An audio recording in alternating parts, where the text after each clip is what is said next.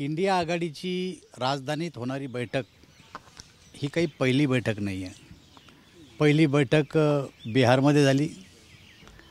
खरं तर ह्या बैठकीचं आयोजन नितीश कुमारने केलं होतं आणि बैठकीचा उद्देश होता की इंडिया आघाडीची स्थापना करून भारतीय जनता पक्षाचा पराभव या 24च्या निवडणुकीत कसा करता येईल हा खरा बैठकीचा उद्देश होता.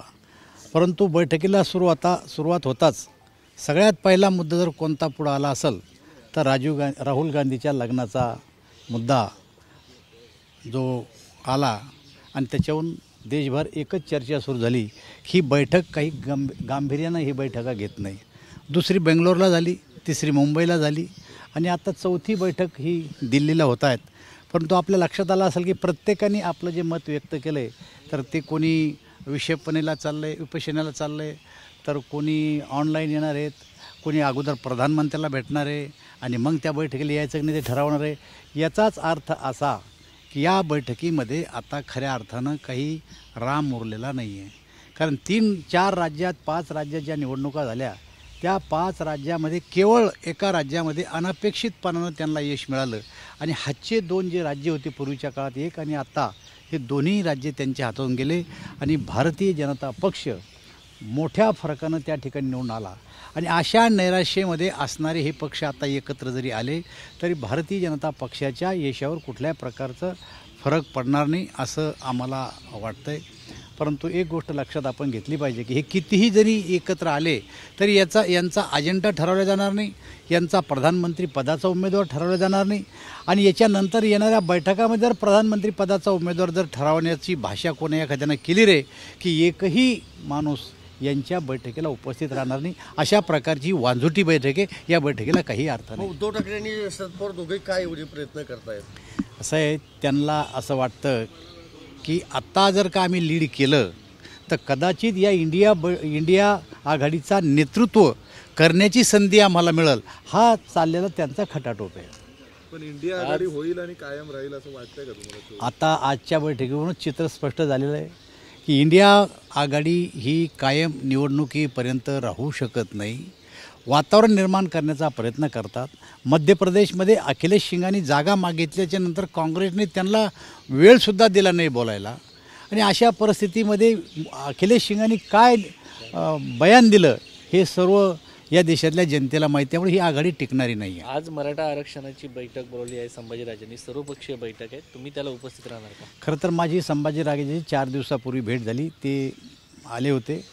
बैठकीमध्ये मराठा समाजाला आरक्षण मिळावं अशा प्रकारची चर्चा आमच्या दोघांची झाली आणि आमची सगळ्यांची भूमिका आहे की मराठा समाजाला आरक्षण मिळालं पाहिजे. कोणाचंही आरक्षण काढून मराठा समाजाला आरक्षण दिल्यापेक्षा पूर्वी जे आरक्षण देवेंद्र फडणवीसाच्या काळात दिलं होतं तेच आरक्षण दिलं पाहिजे आणि क्युरिटी पिटिशन जे कोर्टामध्ये दाखल आहे ते कोर्टाने स्वीकारलं आणि ज्या काही मुद्द्यावर हे आरक्षण नाकारलं होतं त्या मुद्द्याची पूर्तता करण्याचं काम सरकार करतं आहे आणि आम्हाला अपेक्षा आहे की मराठा समाजाला आरक्षण मिळालं आणि ते आरक्षण मिळाल्यासाठी जो संघर्ष चालला खऱ्या अर्थानं त्या संघर्षातून मराठा समाजाला आरक्षण मिळाल्याशिवाय राहणार नाही. त्याच्या कुणबीच्या नोंदी सापडत आहेत, त्या नोंदीवरनं भुजबळांनी आक्षेप व्यक्त केला आहे. भुजबळ म्हणतात ते चुकीचे, पण त्याच्यावरती अनेक सरकार बघा, जर पूर्वीच्या काळामध्ये अशा प्रकारच्या नोंदी रेकॉर्डवर जर सापडल्या तर त्याला भुजबळाचाही विरोध असण्याचं काही कारण नाही आणि ज्याचा कोणाचा तो अधिकार आहे तो नाकारले जाण्याचं काही कारण नाही. नाकारू नये.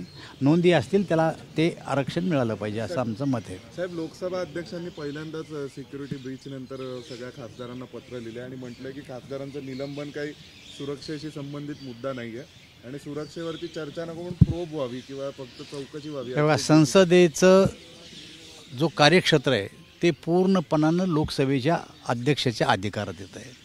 जी घटना घडली ती घटना दुर्दैवी घटना आहे.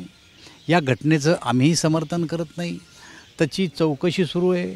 सगळ्या ठिकाणी पोलीस त्याची चौकशी करत आहे आणि त्यातून ज्या कारणानं ही जे काय कारण घडलं त्याचे पाळंमुळं काय आहेत हा त्या ठिकाणी येणाऱ्यांचा वैयक्तिक रोष आहे का याच्या पाठीमागं कोणी याचा शोध सरकार घेत आहे आणि त्यामुळं साहजिकच संसदेच्या अध्यक्षांनी अशा प्रकारचं पत्र लिहून आपल्या भावना ह्या फक्त व्यक्त केलेल्या आहेत.